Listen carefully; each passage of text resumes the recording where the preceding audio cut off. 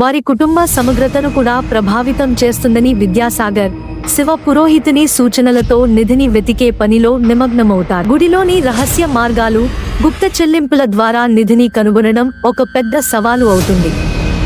నిధి ఆచూకీని కనుగొనే ప్రయత్నంలో వారు అనేక ముళ్లను ఎదుర్కొంటారు.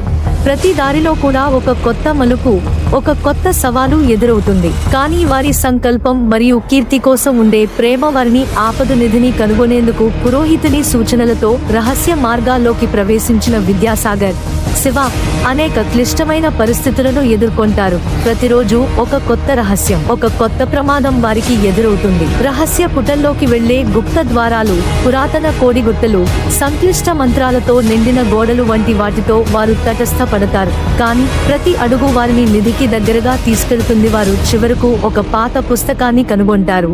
అది నిధి స్థానాన్ని తెలిపే సూచనలను కలిగి ఉంటుంది.